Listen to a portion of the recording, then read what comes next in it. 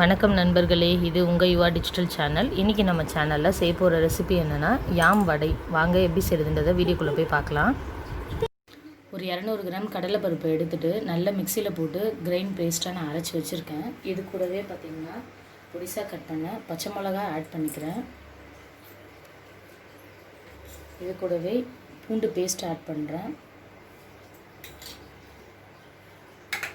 கருணக்கிழங்கு ஆல்ரெடி நான் மெசிச்சு வச்சுருக்கேன். ஸோ அதையும் இது கூட சேர்த்து நான் ஆட் பண்ணிக்கிறேன்.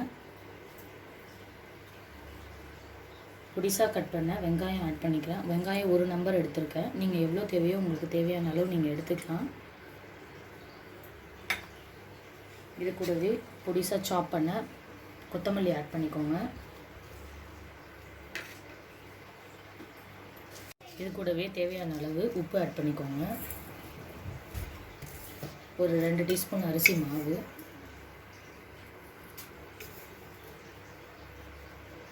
அவ்வளோதான் ஃப்ரெண்ட்ஸ்.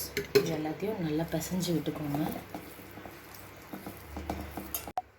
அடுப்பை பற்ற வச்சுக்கோங்க.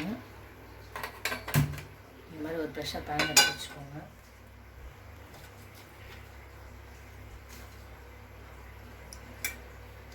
இது கூடவே தேவையான அளவு ஆயில் ஆட் பண்ணிக்கோங்க. ஆயில் காயட்டும். இப்போ எண்ணெய் நல்லா காஞ்சிருச்சு. இந்த ஸ்டேஜில் நம்ம எடுத்து வச்சுருக்கிற மாவை இந்த மாதிரி வடை சைஸில் உங்களுக்கு எப்படி தேவையோ சைஸில் இந்த மாதிரி தட்டி 1 by 1 ஆயிலில் போட்டுக்கோங்க.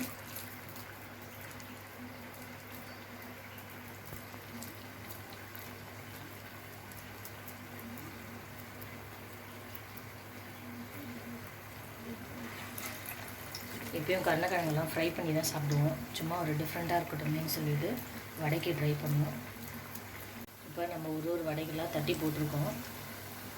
கருணக்கிழங்கு உடம்புக்கு ரொம்ப நல்லது. மேக்ஸிமம் கருணக்கிழங்கு எல்லாம் ஃப்ரை பண்ணி சாப்பிடுவாங்க டேரெக்டாக.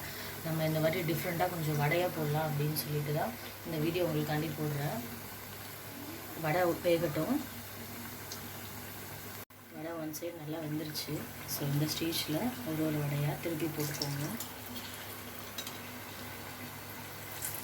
அடுப்பு சிம்மில் வச்சு பண்ணுங்க. ஏன்னா கருணக்கிழங்கு தீயறதுக்கு வாய்ப்புகள் நிறைய இருக்குது.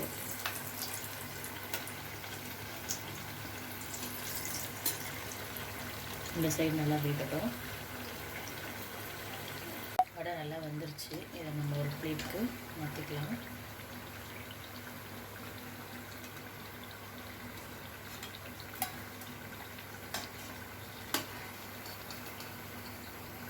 அவ்வளோதான் ஃப்ரெண்ட்ஸ், நம்மளோட சுவையான கருணக்கிழங்கு வடை தயாராகிடுச்சு. நீங்களும் இதே மாதிரியே உங்கள் வீட்டில் ட்ரை பண்ணுங்கள். எங்களுக்கும் மறக்காமல் கமெண்ட் பண்ணுங்கள். இந்த வீடியோ உங்களுக்கு பிடிச்சிருந்தா லைக் பண்ணுங்கள், ஷேர் பண்ணுங்கள். மறந்துடாமல் எங்களோட யுவா டிஜிட்டல் சேனலுக்கு சப்ஸ்கிரைப் பண்ணுங்கள். தேங்க்ஸ் ஃபார் வாட்சிங்.